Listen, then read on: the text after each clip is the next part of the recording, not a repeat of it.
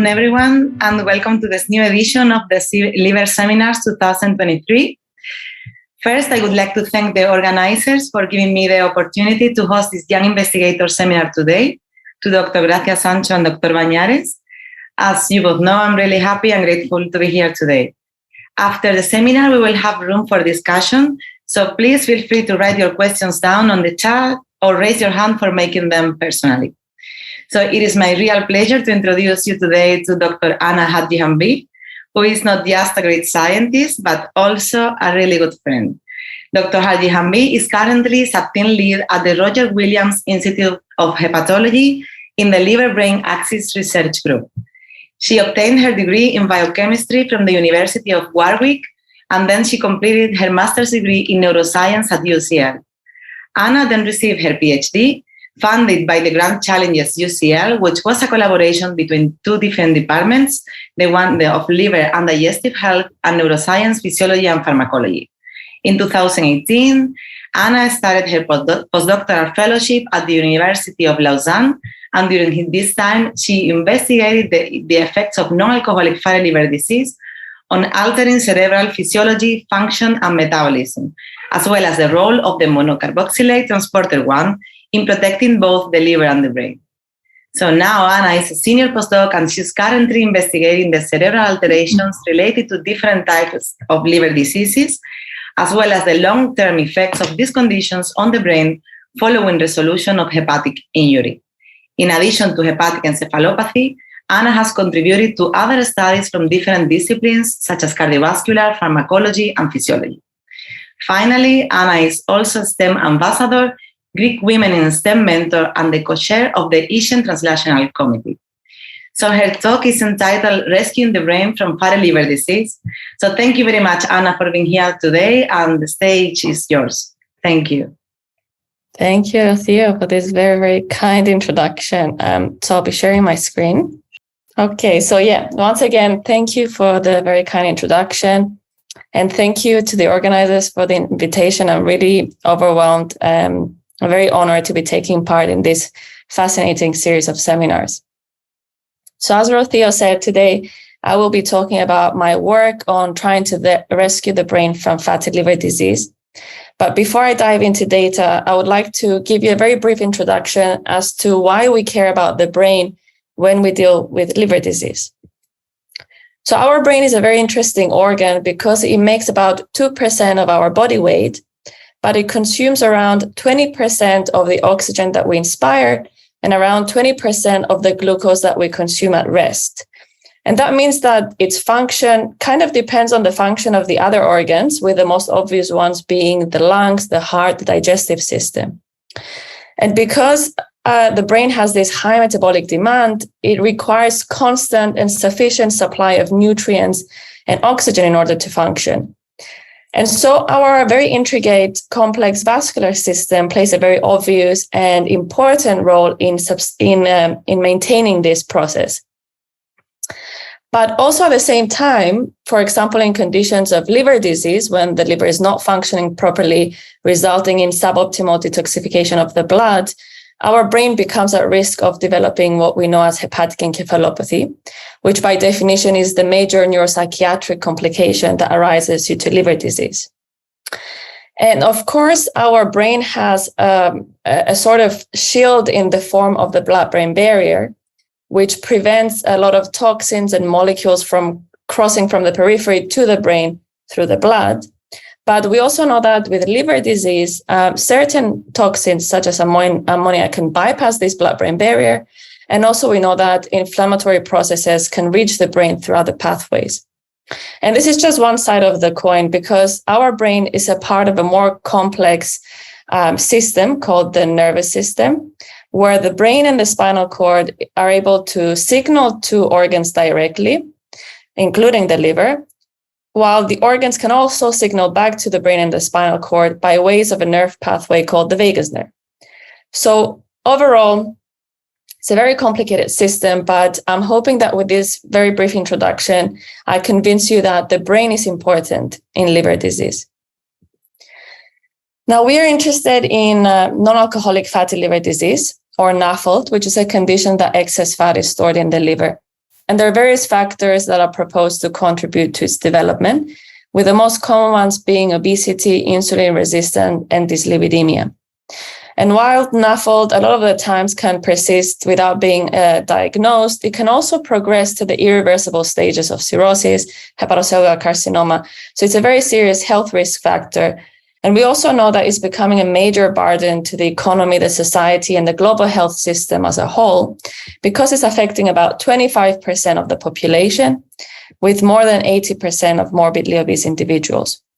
So it's very important to understand how this disease works, but also how it affects other organs, contributing to this major challenge of multimorbidity.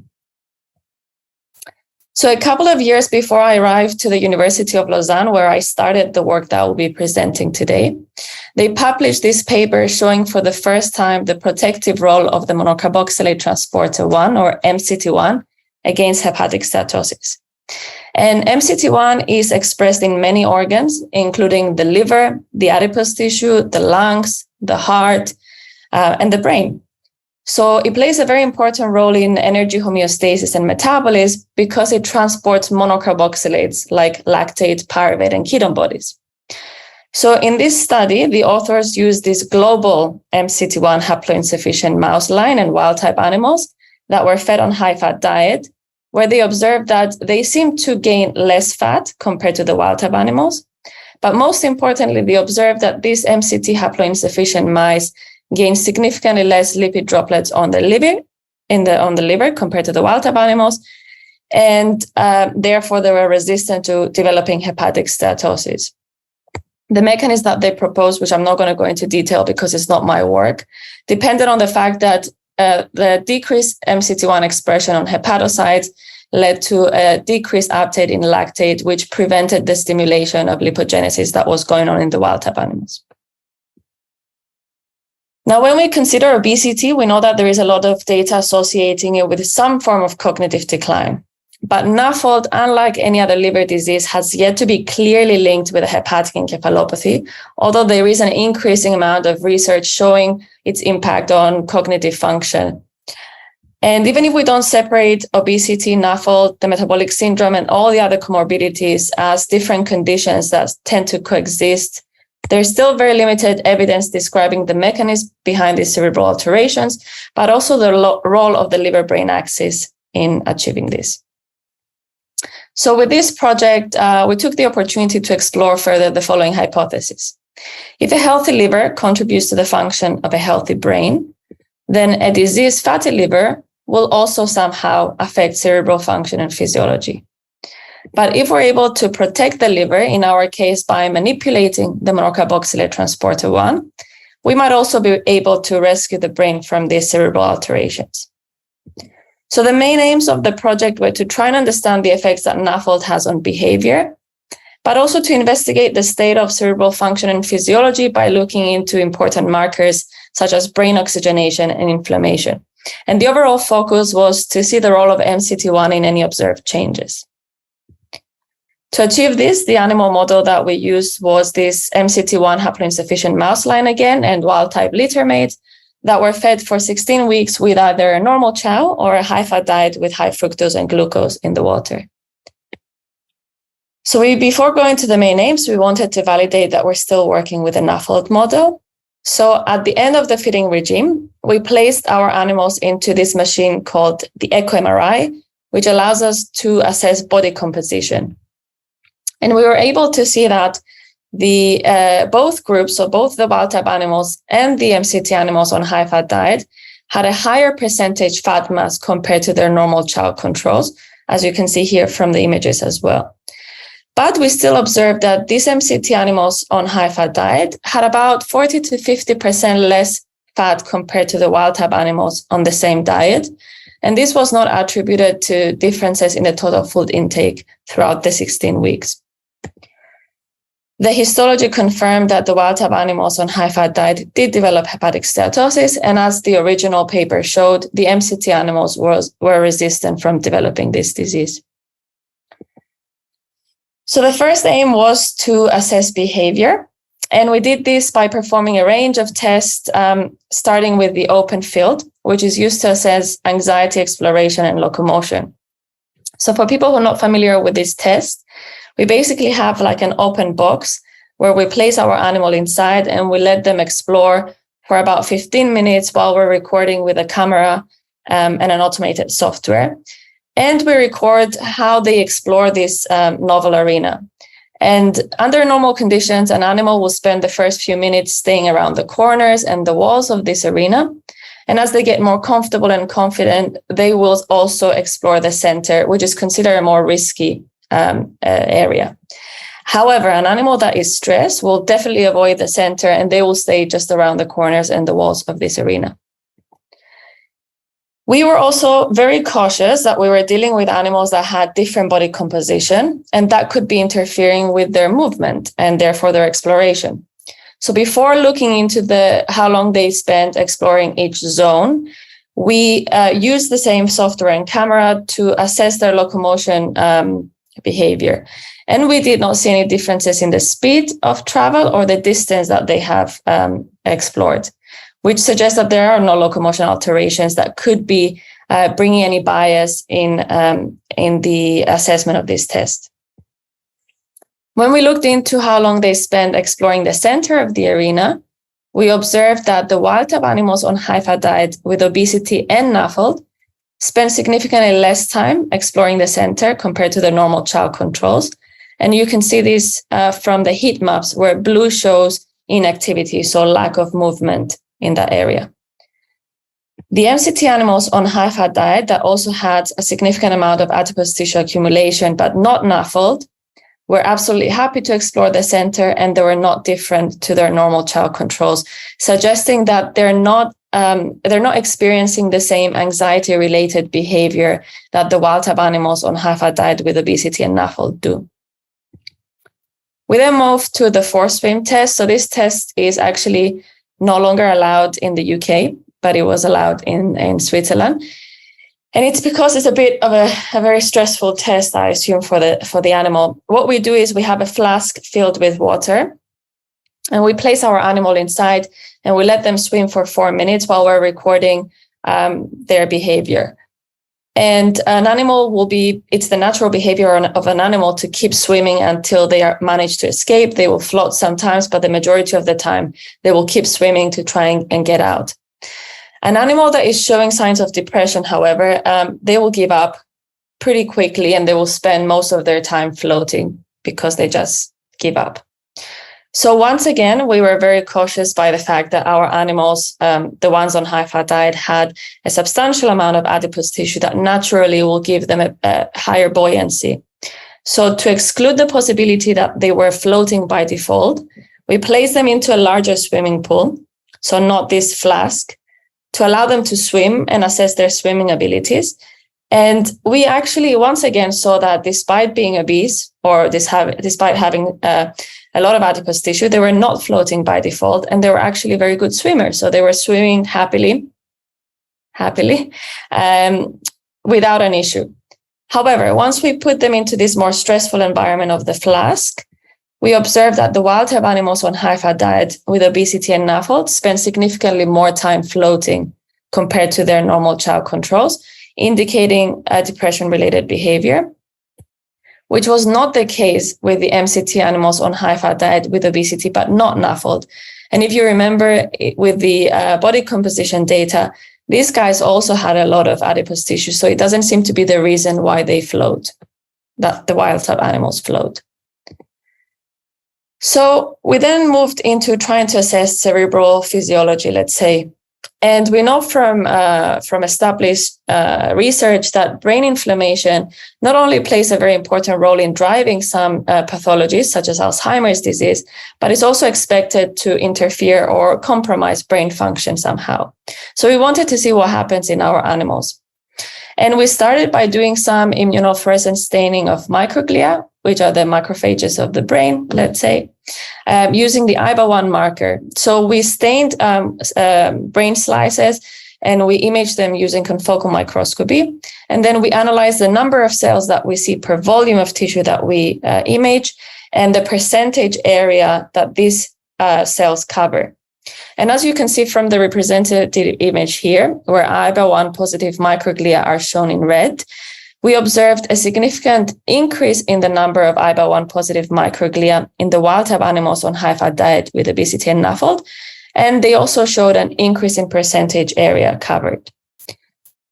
The MCT animals on high-fat diet with obesity but not NAFLD had normal number of cells and normal percentage area. So this was quite interesting. So we tried to understand a little bit more about this microglia. So we performed higher magnification imaging of the same slices and the same staining. And we observed that in the wild-type animals on high-fat diet with obesity and NAFLD, not only there's an increased number of microglia, but these microglia appear to be larger in morphology, so larger in volume, and they're also hyperramified, as you can see here from their processes, compared to the normal chow controls. The MCT animals on high-fat diet with obesity and NAFLD were once again normal. Of course, just looking at microglia is not sufficient to define brain inflammation. So we tried to look into changes in markers of astrocyte activation. So we labeled, we used a GFAP staining, which is not the best for, adult brain mice. But we were still able to see this increased expression of GFAP in the wild-type animals on high-fat diet with obesity and NAFLD, indicating this sort of activation, which was not the case in the MCT animals on high-fat diet but with obesity but not NAFLD. So once again, showing the same phenotype. We then tried to scan several cytokines, but the only ones that show significant difference between the groups were the interferon gamma and the interleukin-10.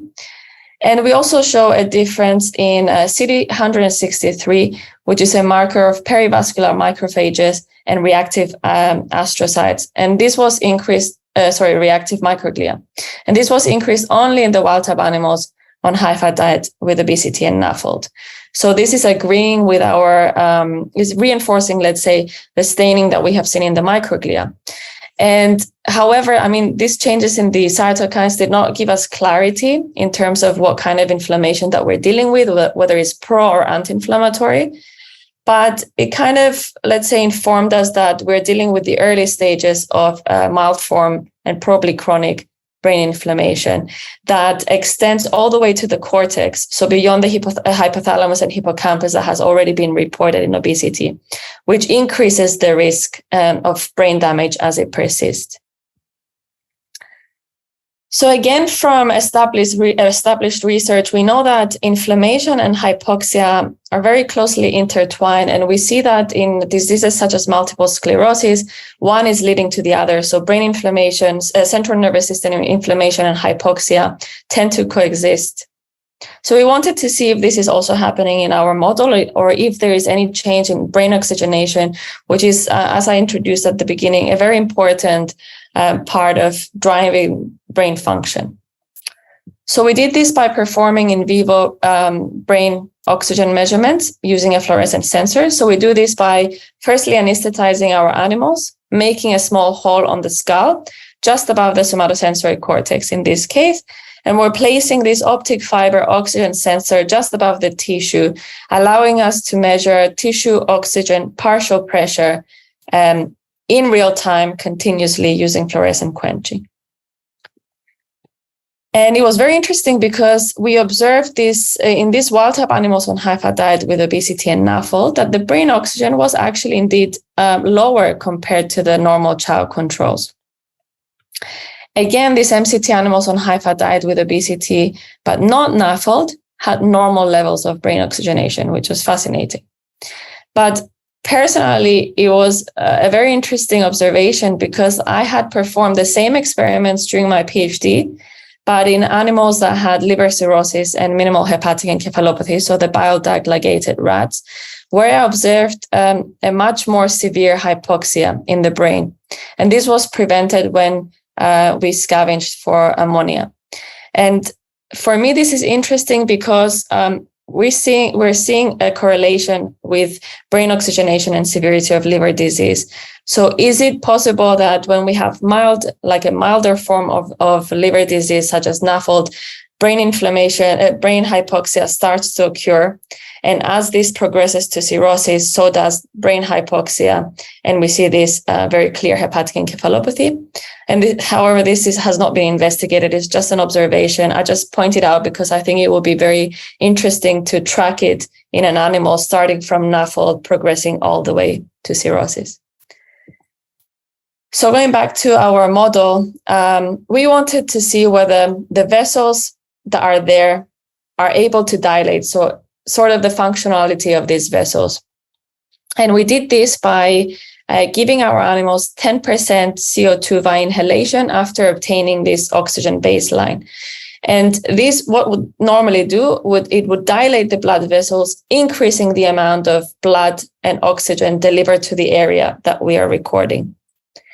And despite the differences in the baseline that I've just shown you, all the groups were able to dilate their vessels significantly to increase the oxygen concentration in the brain. And actually 10% CO2 will trigger vasodilation everywhere. It's not just in a specific area. And this suggests that cerebrovascular reactivity is preserved, so the vessels are still functional and can be dilated. We just need to figure out why at baseline there is a decreased brain oxygenation. As I said before, inflammation and hypoxia kind of coexist. They work together. So even if we were experienced and we were very careful with drilling on the skull, we were cautious about inducing an inflammatory response through the process that could be leading to brain hypoxia in a more fragile animal, such as the wild-type animals on high-fat diet with obesity. And if we were inducing an acute inflammatory response, it could be responsible for the decrease in brain oxygenation that we're seeing. So to exclude this possibility, we formed a collaboration with a university in Zurich, so ETH, where they had this multispectral optoacoustic tomography machine, which allows us to measure tissue oxygenation and cerebral blood volume non-invasively. And it does that by deriving oxy and deoxyhemoglobin. So we didn't have to drill the skull. And we were surprised or excited that we saw the same results. So the wild-type animals on high-fat diet with obesity indeed had a decreased brain tissue oxygen compared to the normal chow animals. And once again, it confirmed that the MCT animals on high-fat diet with obesity but not NAFLD had normal levels of brain tissue oxygen, which was great. But we had to figure out why there is this decrease in brain tissue oxygenation. With the techniques that we used so far, we could only assess the net oxygen, which is the difference between the oxygen supply to the brain and the oxygen consumption in the brain. And I think assessing the oxygen supply is overall a very complicated and very technically specific process. So you need to have excellent techniques to assess that. But with the machine that we had, we were able to measure cerebral blood volume. And cerebral blood volume is literally the amount of blood that you have available in the tissue, and in our case, in the area that we're recording. And we actually observed that in the wild-type animals on high-fat diet with obesity and NAFLD, so the animals that had a decreased brain tissue oxygen, they also had lower cerebral blood volume compared to their controls. Surprise, surprise, the MCT animals on high-fat diet had normal brain oxygenation, and they also had normal brain cerebral blood volume. And cerebral blood volume is usually an indication of vascular density. So to try and understand whether this was the case in our animals, we again performed immunofluorescence staining, but using CD31 to label endothelial and blood vessels. And we did observe that these wild-type animals on high-fat diet with obesity and NAFLD that had a decrease in brain tissue oxygen and decrease in cerebral blood volume also had a decrease in vascular density. And the vessels that were there were of smaller diameter. So that could be the reason why we see this decrease in brain tissue oxygen. However, there is the other side of the equation. So oxygen consumption could be changing, contributing to the decreased brain tissue oxygen that we observed in our animals. So we started by looking into neuronal activity as a contributor to this oxygen consumption. If neurons are firing more or less, they will not only trigger different oxygen, or let's say blood, to be delivered, so different amount of blood to be delivered, more or less, but they will also require more or less oxygen to function. So to try and answer this, we used in vivo electrophysiology recordings using the same anesthetic protocol and targeting the same brain area. And we focused on the groups that were showing the tissue, the decrease in brain tissue oxygen, so the wild-type animals on high-fat diet with obesity and NAFLD. However, we saw no differences in the firing rate of the neurons that we were recording, and no differences in action potential duration. So it's unlikely that the firing of neurons is contributing to the change in oxygen concentration that we see. So we then tried to assess mitochondrial function as contributors to oxygen consumption. They need to use oxygen in order to respire. So we did this using the Ouroboros machine, which is able to assess mitochondrial respiration in tissue. So we very quickly extracted the brain of the mice. We homogenized them. Sorry, I forgot to say, we extracted them, but most importantly, we weighed the tissue. So we made sure that in the machine, we were always putting the same milligrams of brain throughout among all the groups. So once we weighed our tissue and make sure that it's the same, we homogenize it and place it into the machine that has a buffer that supports mitochondrial function. And these chambers are sealed, and they have this oxygen sensor that monitors the oxygen concentration in the chamber at all times.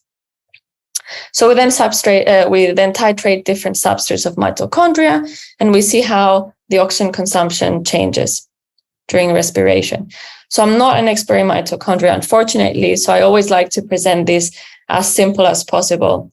So if you look at the different stages of respiration, the wild-type animals on high-fat diet with obesity and NAFLD appear to be consuming more oxygen while they're respiring. When we use FCCP, which is an uncoupler that gives you respiratory capacity, we also observe that the mitochondria from the wild-type animals on high-fat diet with obesity and NAFLD also had a higher respiratory capacity, which was very bizarre because they were not doing better in any of the other markers that we assessed. And also the ex vivo metabolomics that we performed did not indicate an improved metabolic outcome. The Western blots that we performed in assessing the complexes were not different, so the mitochondrial complexes. Any proteins involved in the fusion or the fission of mitochondria were not different, so we were just completely confused for a long time. So we decided to normalize these values. Instead of with the milligram of tissue that we add into the chamber, we normalize it with the concentration of protein that we extract from that milligram of tissue that we add into the chamber. And once we did that, there were no significant differences between the groups. So this, together with the staining that we have done that showed this substantial increase, significant increase of microglia in the same volume of tissue that we image, we propose that this infiltration of microglia is probably bringing with it a lot more mitochondria that respire more, so consume more oxygen. And to undergo these morphological changes, because if you remember, they were much larger in morphology, they probably require a better metabolism, so better respiratory capacity. And that we propose that this was the reason why we were seeing these differences between the groups in this test. So to conclude, from this experiment, we propose that NAFLD in the presence of obesity and metabolic syndrome is associated with a depression and anxiety-related behavior. I forgot to present, actually, I didn't want to include it due to time limitations, but we did perform some learning and memory tests, and they were not different in our groups, which is, a different debate on that. So despite that, we observed cortical microglia and astrocytic changes that indicate the early stages of this low-grade brain inflammation. And we also proposed that these cortical microglia changes were responsible for the increase in mitochondrial respiratory capacity and oxygen consumption that we observed, that together with a decrease in cerebral blood volume, likely coming from the changes in the vascular density and diameter, are causing the decrease in brain tissue oxygenation that undoubtedly, as it persists and probably progresses with disease, is going to have detrimental effects on the brain. Most importantly, we concluded that these obese MCT haploinsufficient mice that do not have NAFLD were resistant to all of the reported phenotypes, which suggests that there's possibly a link between the liver metabolism and the neuropathophysiological alterations in NAFLD.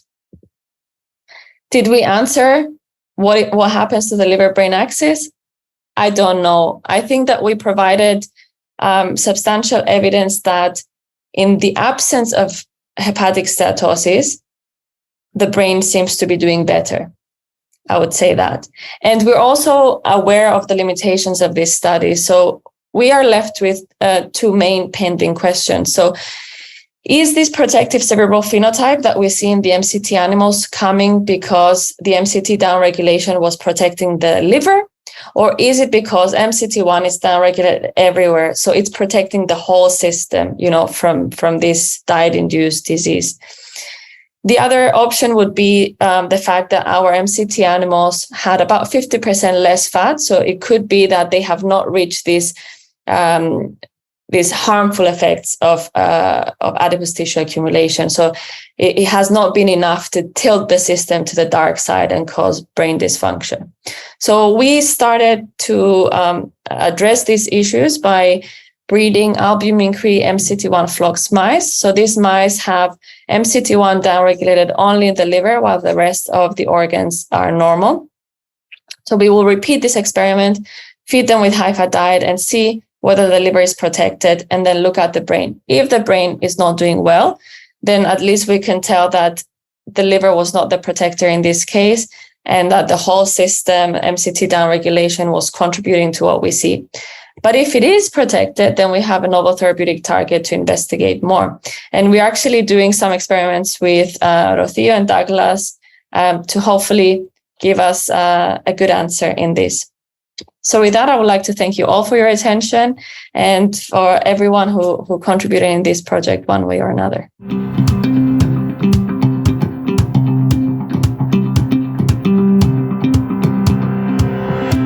Yeah, I think the MCT mice and the whole MCT1 system is very interesting, and it will be definitely worth exploring it with other diets and other, like the disease-induced models. Mm-hmm. If I obtain funding, I will be excited to explore all the diets. What I'm doing at the moment is I'm trying to use a longer and more appropriate, let's say, feeding protocol of 26 weeks with a diet that will also bring the system to inflammation. And then I'll look at the brain and see whether it's doing better or worse than what it was doing with the simple high-fat diet, high fructose glucose diet. But yeah, the MCT1 model needs to be explored more with a lot more models indeed, but we haven't done it yet. No.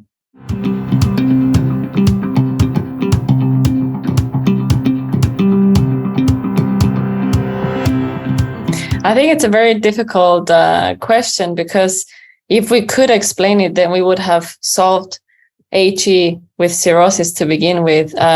That's why I think at the introduction, I explained how our vascular system is very important in the communication between the periphery and the brain, but also the vagus nerve. So there are certain things that need to be addressed as to how the liver and the gut, which are also both signaling to the brain via the vagus nerve, could be inducing the disease, but also how toxins can reach the brain and cause an effect. What I'm personally interested in is the effects of brain oxygen, so brain hypoxia. I think we had a debate the other day about what brain hypoxia means. So it's better if we define it as abnormal brain homeostasis, so changes in maintaining constant brain oxygen. And we've seen that, at least in our animal model of cirrhosis, that they have an impaired oxygen homeostasis. And I mean, I cannot see any other way as to how the brain can function properly without enough oxygen. Now, what is causing this difference in brain oxygen homeostasis? There are studies that have shown that the neuronal, I would say, the function of cells is inhibited, and therefore that drives a decrease in cerebral blood flow. And we've also seen the other way around. So it's the chicken and the egg. We don't know what is causing what. We know that brain inflammation is very important in this. I think there is a gap in knowledge in understanding vascular changes, not only structurally, but functionally. We know that the perfusion of the brain is impaired, at least in cirrhosis. I mean, we have shown it with the lymphatic flow being impaired, which means that a lot of the toxins that reach the brain never leave the brain. And so I think it still is a very complicated system, but at least from my data, I can say that brain inflammation, cerebrovascular changes, and brain perfusion are important drivers of how the liver disease leads to brain dysfunction. But again, I'm a basic scientist, so without the clinical studies, it will just be just be some data.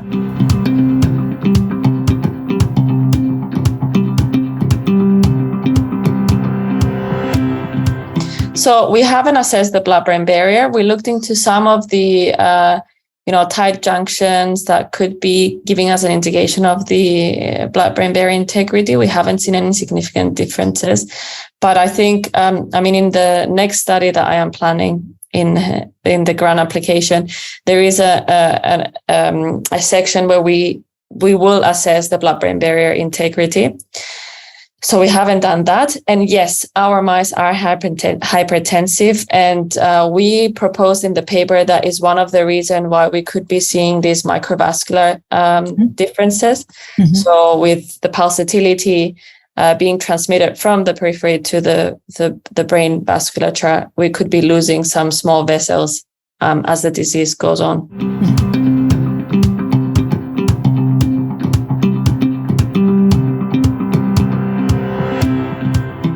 No, that's the difficult part that we are trying to see how to address. I don't have any clue, to be honest, at the moment. But what I can tell is that the diet by itself, at least, was not enough to trigger this microglia activation, because we've seen it in the MCT animals where they were eating this high fat, high sucrose diet. It wasn't inducing it, at least in the long term, because I know that different shorter models, you can see an acute response and so on.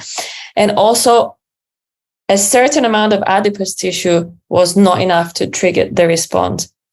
Like I said before, I think there is a threshold of how much the adipose tissue can expand while it's healthy and before it triggers the release of all these modulators that could be inducing inflammation and inflammatory response in the brain.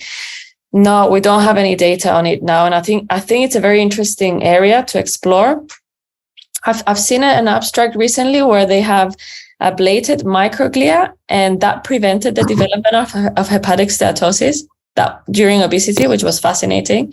So I think there's an increasing number of labs that are going to start looking into that. But personally, I haven't got any clue as to why the microglia are being activated at this point. What's causing their activation?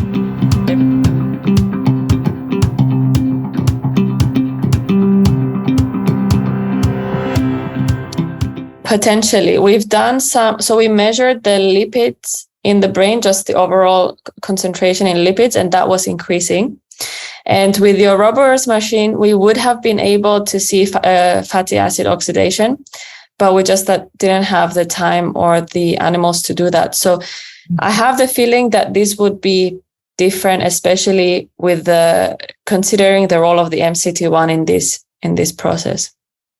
Okay, excellent. Yeah. Thank you very much. Thanks for your help. Thank you. That's really interesting, and at the same time quite frustrating, because there's so many interesting things that we could do and we cannot do them all together. So I think collaborations will keep you going. We'll keep it going, yes. Yeah. Collaborations are also really important to keep these studies going. Good.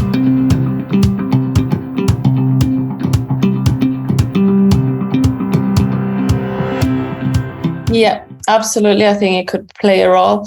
And just going back to the paper of the cirrhotic animals, I think the fact that we used OP and prevented this decrease in brain oxygen is a very strong evidence, obviously in a more severe model, but at least it shows how important or what an important role ammonia could be playing in this process.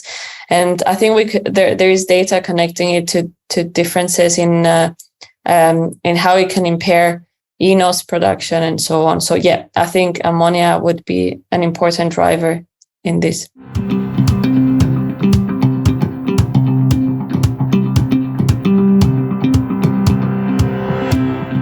That's a really interesting question. And I think when they created this knockdown model, so I did my postdoc in the lab of Luc Pellerin, who was the guy who invented the lactate shuttle. And lactate is transported from astrocytes to neurons through MCT1. So the reason why they created these animals is because they were hoping to impair metabolism and see what the effect would be on the brain. And unfortunately, they didn't see anything. So they tried to characterize these animals from head to toe, behavior, everything, and everything was normal. So at least in our animals, knocking it down by about 50% was not enough to cause a difference in brain metabolism. And I think it's because we have a lot of other channels that are involved in this process, or transporters. So we have other monocarboxylate transporters that also can transport metabolites. And we also have hemichannels that we've shown that can do the same job. So I think, the system will kind of compensate somehow to keep the brain going. But what I have to say is that MCT1 is very important, because if we knock it down completely, we do not live. So the full knockout is lethal. So I think that at least gives us an indication that we should not have less than a certain amount of MCT1 if we want to be healthy.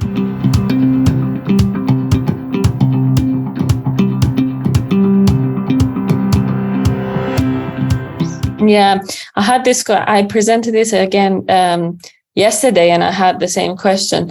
I think first, our animals were adults. So I think when you give them this intervention earlier, people see some cognitive differences. But I think that the tests that we used were not sensitive enough to detect cognitive impairment or learning and memory in our mice. We use very obvious and quite stress-driven tests. So putting them in the Morris water maze, I think it induces a different circuit in the brain that helps them survive, and therefore they retrieve their memories. But I think one of the groups in Seville are doing more sophisticated cognitive tests, like the social memory. I think that will be more appropriate in the field of NAFLD, at least in animals. We do see, though, there are a few studies on NAFLD patients, some of them biopsy proven, that show decreases in cerebral blood flow, and also changes in oxyhemoglobin and cerebral blood volume in some memory tests, like I think retrieving words, indicating probably neurovascular impairment. So I think it's not surprising in the test that we have used, and that if we use more sophisticated tests, that we'll see these changes. Also, we haven't investigated the hippocampus in our model, so we don't know what that would look.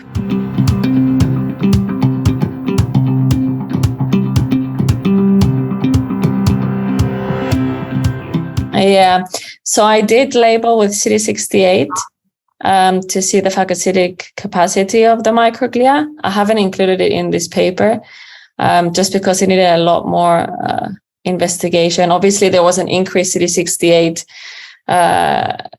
expression inside of the microglia, but then also the microglia were bigger. So trying to understand whether this comes with the size or whether it's because they have they will start acting on this phagocytic capacity is unknown. So I haven't done more on microglia. And that's why I think that there should be a complete study on microglia and NAFLD on its own.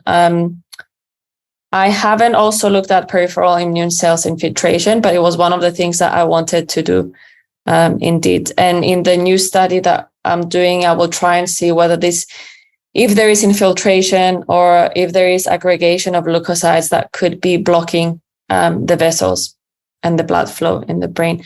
So yeah, definitely. And if you're interested in exploring that, please let me know and I'll be happy to give you brains or do this model all over again and explore microglia in more detail.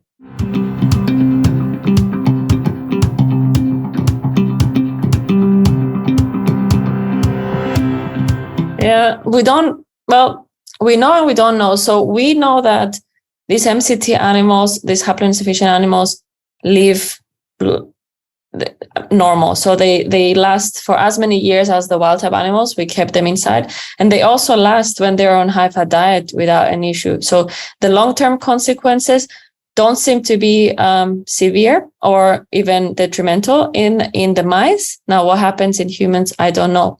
What I would like to leave you thinking with is, what would the long-term consequences of this abnormal oxygen homeostasis be? That's what we should be asking with our patients with NAFLD or patients with liver disease.